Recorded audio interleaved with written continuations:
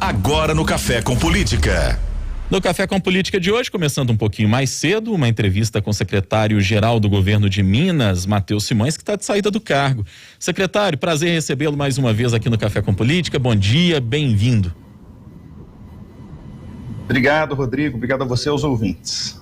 Secretário, para começar, conta pra gente, o senhor está de saída do cargo, que dia que vai ser oficializada, digamos, no diário oficial do Estado? Não tive acesso ainda, não pude ler o diário, não sei se já está publicada hoje essa saída, mas como é que está isso?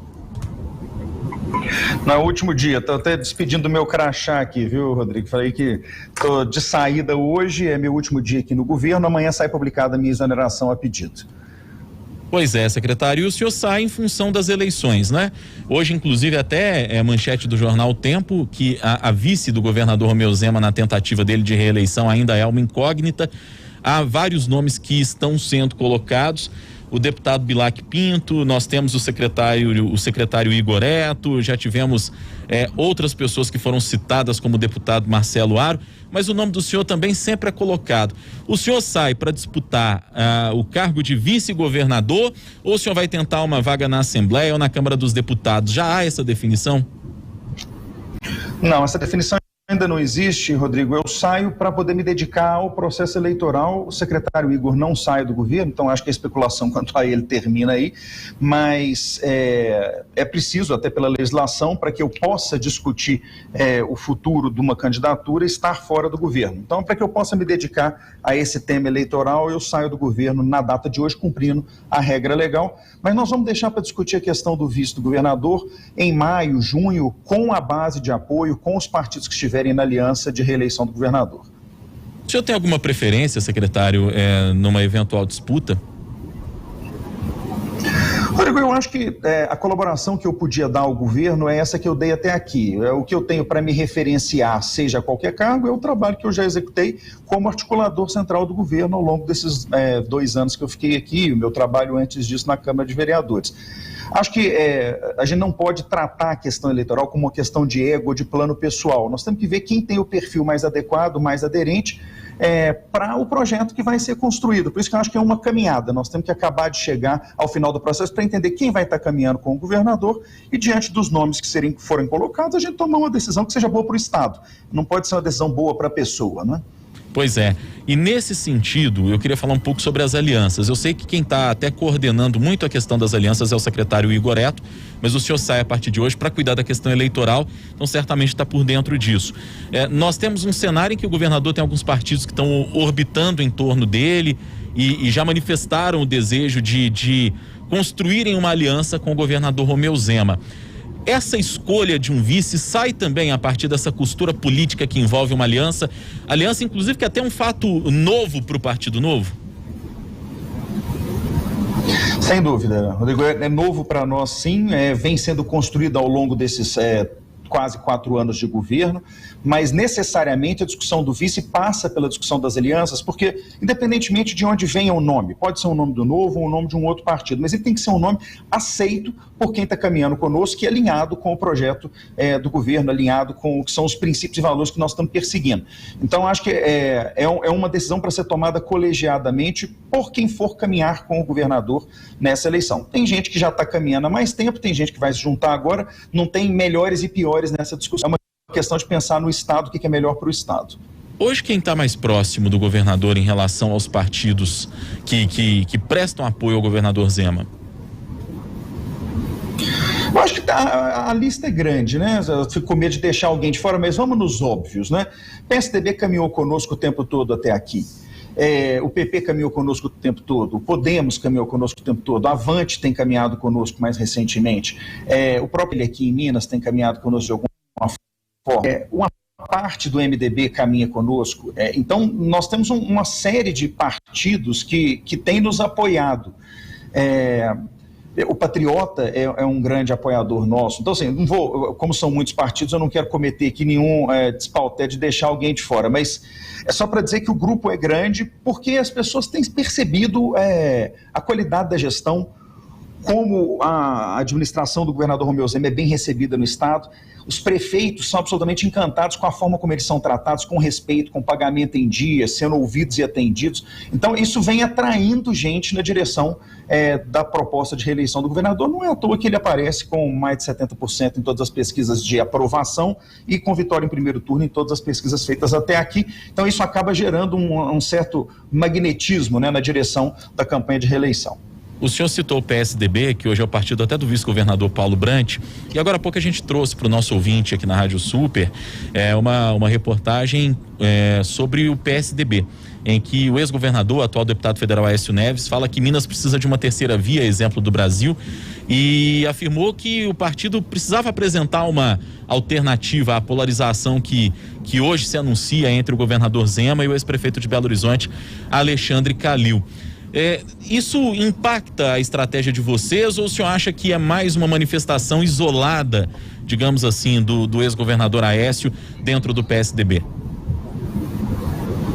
Eu, quando olho para partidos grandes, como é o caso do PSDB e do União Brasil, eu entendo perfeitamente quando eles falam que avaliam lançar candidatos. Mas a nossa expectativa é de que eles caminhem conosco como caminharam até aqui. Não há nada de errado no partido resolver ter candidato, é legítimo, é válido, mas eu acho que há um reconhecimento desses partidos quanto ao trabalho que nós realizamos, e acho que por isso a gente vai acabar caminhando em conjunto. Mas, enfim, claro, se o partido resolver seguir um outro caminho, está no direito dele, não há problema. Não acho que isso mexa na nossa estratégia eleitoral, nem há nomes que estejam sendo já medidos, né, nas pesquisas desses partidos, mas o nosso trabalho é tentar atrair o maior grupo possível, não para a eleição do governador, mas para o próximo governo. Porque o que nós não podemos, Rodrigo, é ficar de novo num próximo governo refém de uma assembleia adversária politicamente do governo. Ela não precisa ser submissa ao governo como já foi no passado, mas ela tem que ter uma relação construtiva, digna, altiva. Não pode ser essa relação mesquinha que a gente tem visto surgir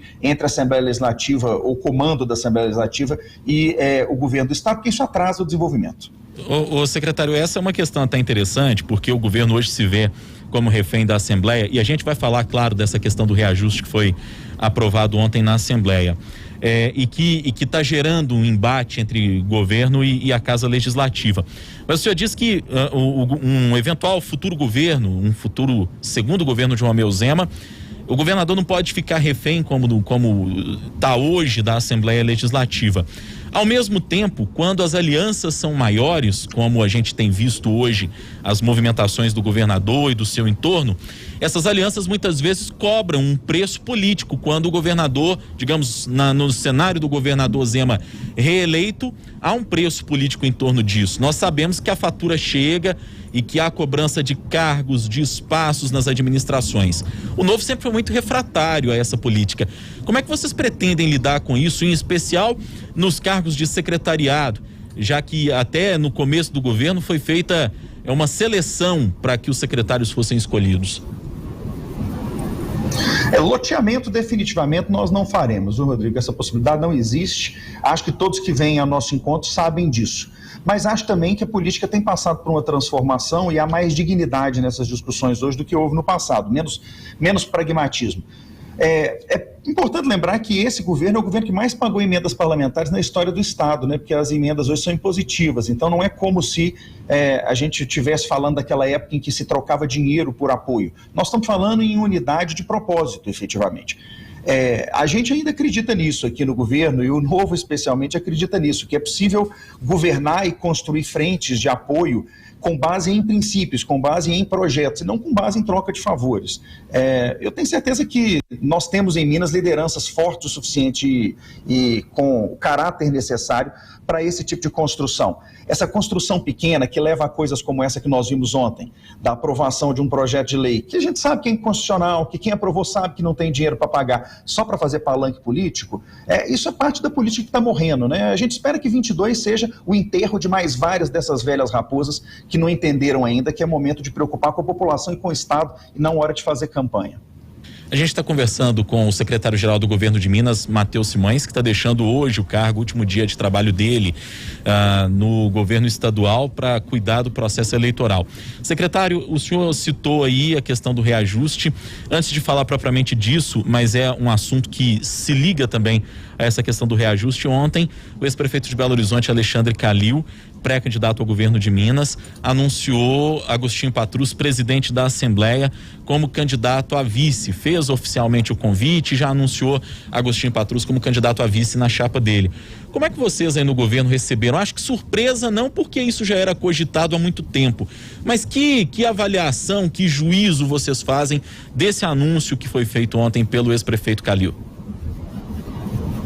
Para quem tinha dificuldade de entender por que a Assembleia, sob comando de Agostinho Patrus, nunca quis colaborar com o Estado de Minas Gerais e trabalhou contra tudo que era importante para o Estado nos últimos meses, nos últimos 2 anos, a explicação está aí, né?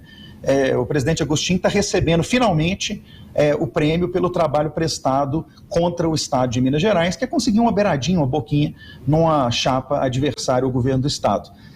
Eu lamento profundamente só que ele tenha usado o cargo da presidência da Assembleia ao longo desse tempo para agredir o mineiro. E me surpreende que o prefeito, aliás, não me surpreende não, mas me entristece ver que o prefeito de Belo Horizonte permanece quem ele sempre foi, né? Uma pessoa que não tem limites, ex-prefeito de Belo Horizonte agora, porque colocou um capacho seu a seu serviço para fazer serviço sujo, atrapalhando o progresso de Minas. Eu não vou nem falar dessa aprovação de ontem, vamos falar do RRF. Vamos falar dessa pachocha que é, essa falta de respeito que é deixar o maior projeto, mais importante para os mineiros, parar 2 anos na Assembleia, simplesmente para fazer proselitismo político, para fazer graça. Então, agora a gente sabe a mando de quem tudo estava sendo feito e entende como é que as coisas funcionam. É uma pena, não é? Eu queria um legislativo independente. Achei até que o começo dessa administração do presidente Agostinho era demonstração disso, de independência. Mas, pelo visto, era só demonstração de subserviência a outro senhor, né? O senhor que estava sentado lá na Afonso Pena. A única notícia boa disso tudo é saber que ele não é mais prefeito de Belo Horizonte, então Belo Horizonte ganha com o fim do mandato do Calil. O senhor acha que a relação com o novo prefeito Fuad Numan vai ser diferente e diferente para melhor? Certamente. Eu te digo, inclusive, que a única interlocução que eu conseguia manter dentro da prefeitura ao longo desse tempo que eu fui secretário foi com o secretário Fuad, porque o prefeito proibiu que os secretários de governo atendessem aos nossos secretários. Isso colocou em risco vários convênios, inclusive. Não sei se você sabe, Rodrigo, nós repassamos 6 bilhões de reais para a prefeitura de Belo Horizonte ao longo dos primeiros anos do governo Zema. Apesar disso, a gente não conseguia conversar sobre os convênios, porque alguns convênios venceram, inclusive não foram renovados, por conta da proibição do prefeito de que os secretários municipais conversassem conosco. Com quem que o diálogo veio sendo feito? Com o vice-prefeito Fuad Numan. Então, eu tenho certeza que a relação será diferente. O prefeito Fuad é um homem responsável, um gestor. Então, eu tenho grande expectativa de que seja melhor para Belo Horizonte, não só na relação com o governo do Estado, mas com a relação com todos, porque nós temos que construir diálogos, né? A gente não pode administrar queimando pontes, destruindo pontes. Nós temos que construir pontes. A gente está conversando com o secretário-geral do governo de Minas, Matheus Simões. Secretário, agora falando do reajuste, o assunto do dia, né? Que gerou muita polêmica.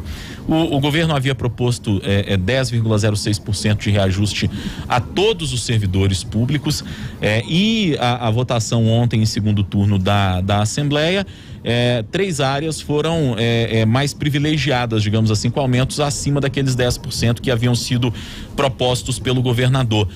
O senhor, inclusive, já fez críticas aí, dizendo que o presidente da Assembleia, Agostinho Patrus, trabalhou em prol disso e trabalhando ao mesmo tempo para o ex-prefeito de Belo Horizonte, Alexandre Calil. O governador Zema já avisou que vetaria se os reajustes passassem daquilo que havia sido proposto por ele. E dizendo que o Estado não tem condições de arcar em função da lei de responsabilidade fiscal.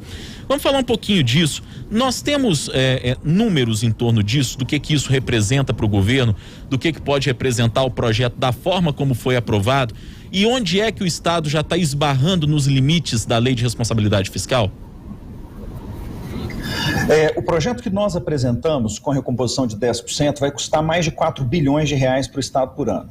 Os acréscimos da Assembleia somam quase 11 bilhões a esse número, mais de 10 bilhões a esse número. O número inicial ontem era de 9, foram refeitos os cálculos, nós estamos chegando a mais de 10 bilhões de responsabilidade fiscal proposta pela Assembleia Legislativa. Não vou falar pela Assembleia não, pelos deputados que se dispuseram a fazer esse trabalho eleitoral.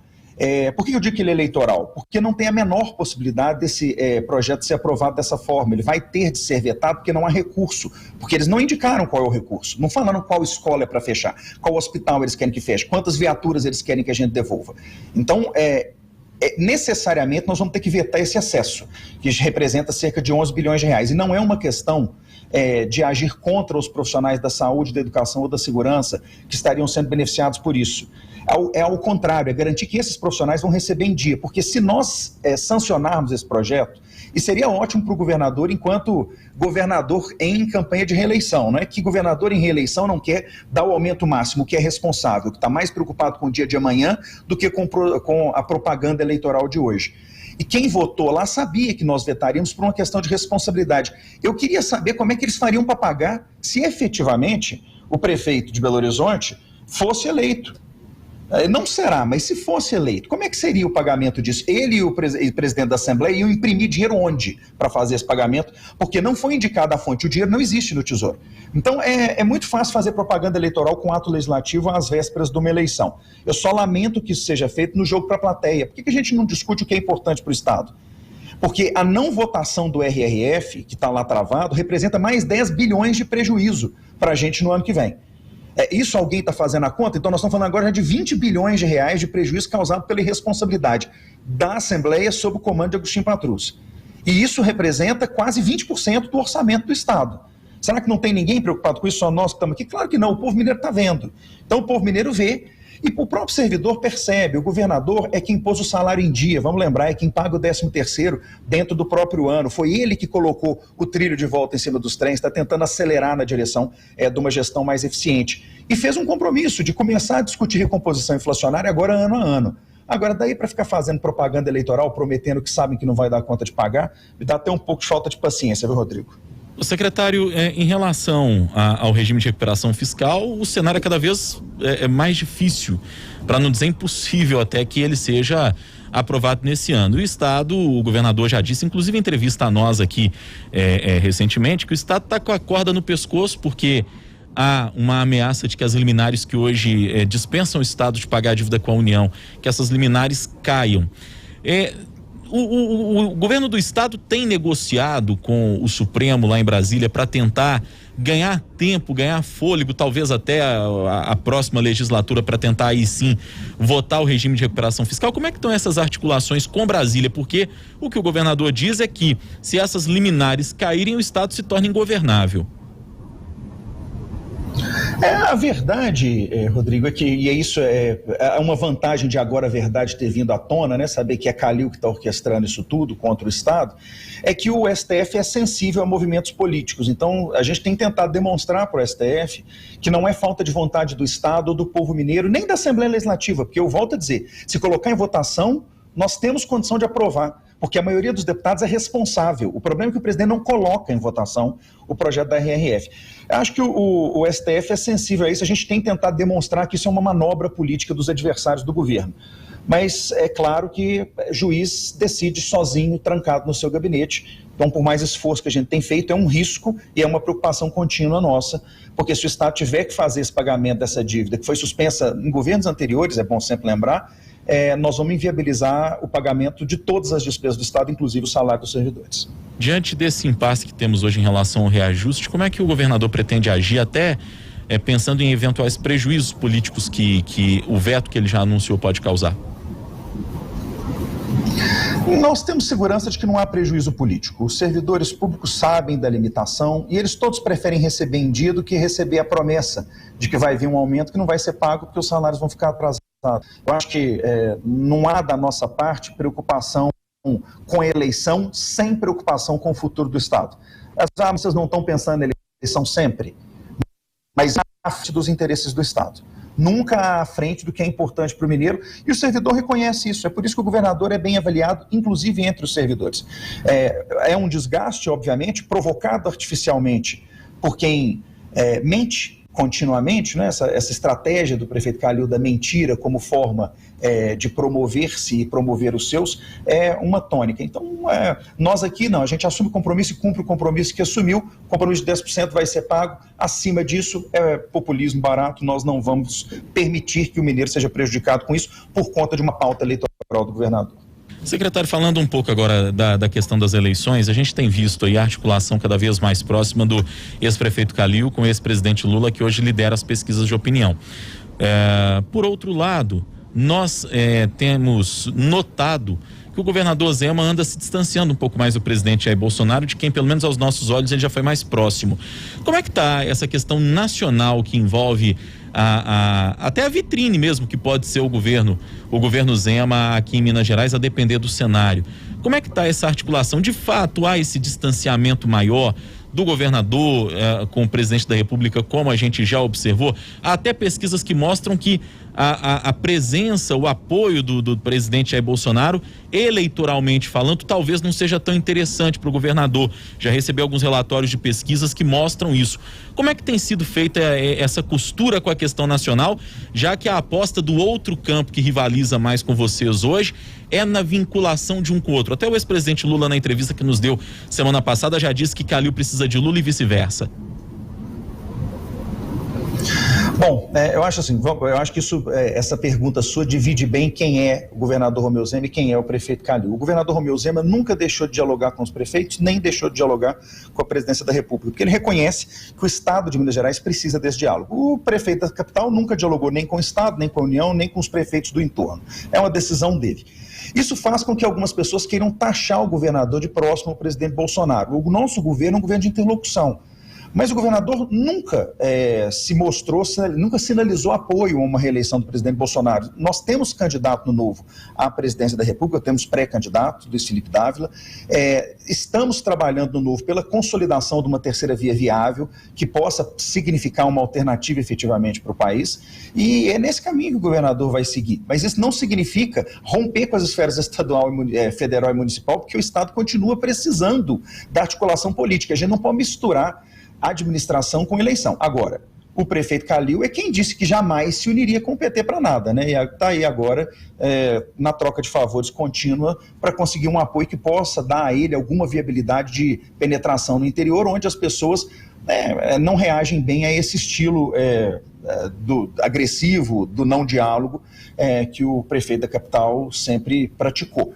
Eu acho que isso só, na verdade, demonstra quem é um e quem é outro, né? O governador Romeu Zema é um homem de diálogo, e nunca se afastou do Novo, nem dos candidatos que o Novo apresenta como sendo os candidatos a nível estadual, municipal ou federal. E vamos seguir nessa direção, e o Novo caminha na construção de uma terceira via. Já o prefeito Calil vai na direção do que é mais conveniente. Nesse momento parece que é conveniente para ele. Ele que era próximo do governo Aécio, próximo do governo Márcio Lacerda, agora é próximo de Lula, porque nesse momento parece que é conveniente para ele. O senhor falou aí em diálogo, e diálogo é uma crítica recorrente que tem sido feita ao governo de Minas atualmente.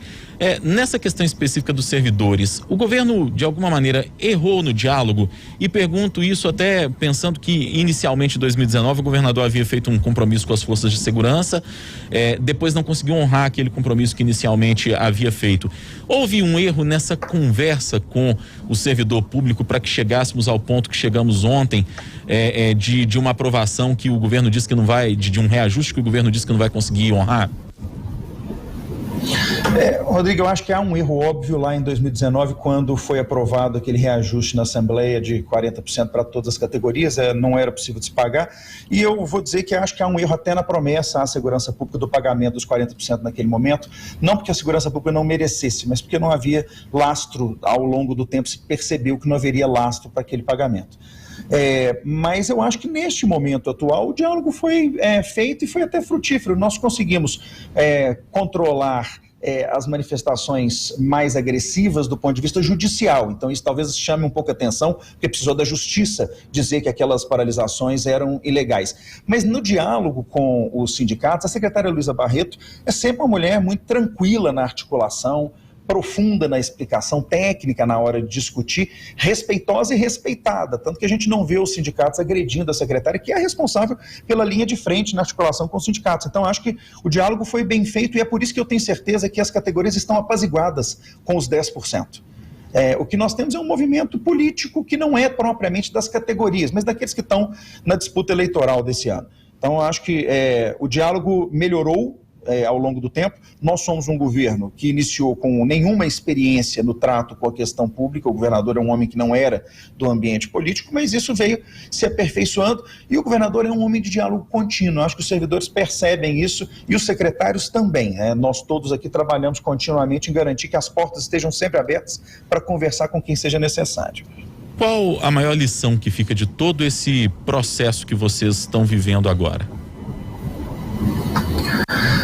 Eu acho que a lição é que o trabalho é longo, porque nós tínhamos a impressão que a chegada no poder de um governador que foi eleito sem amarras poderia significar as mudanças que a gente esperava, na velocidade que a gente sonhava em ser possível. Infelizmente, o pragmatismo político mostra que a velocidade é diferente, que é preciso trabalho ao longo do tempo, é preciso articulação, e a gente tem tentado suprir as deficiências que eventualmente a gente tinha no começo do governo, e acho que os resultados disso são percebidos hoje. Melhor segurança pública do país, menor índice de óbitos na pandemia no Sul, Sudeste e Centro-Oeste, melhores notas do ensino médio na história de Minas Gerais.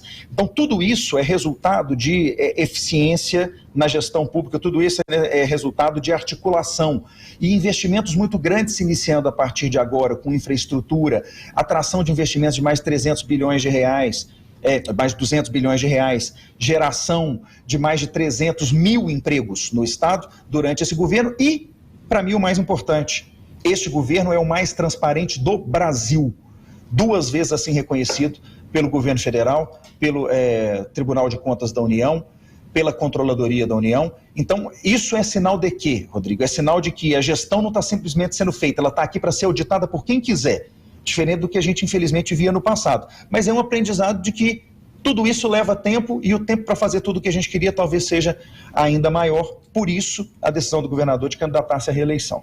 Hora do bate-pronto. No Café com Política. No Café com Política. Hora do bate-pronto. Você já conhece o quadro, perguntas objetivas, respostas objetivas, ping-pong comigo. Combinado, secretário?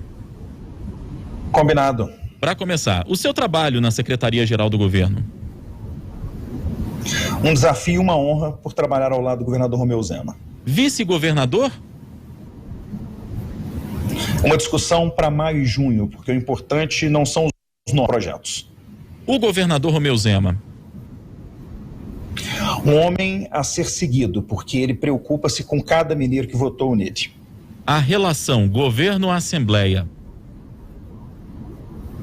Pode melhorar muito se de parte a parte houver mais paciência para o diálogo, mas especialmente mais boa-fé da parte de quem comanda a Assembleia. O presidente da casa, Agostinho Patrus? Passageiro, como tudo que acontece na política, Minas em algum momento terá gente melhor ocupando essa posição. O reajuste aprovado ontem? Os 10%, reajuste inflacionário merecido. O que vai acima disso, só propaganda política barata de quem fez a proposta. Matheus Simões, secretário-geral do governo de Minas, que está de saída do cargo no dia de hoje, nosso convidado aqui no Café com Política. Secretário, muito obrigado pela sua participação. Prazer falar com o senhor. Prazer sempre, Rodrigo, estar com você e com os ouvintes. Um abraço. Até a próxima.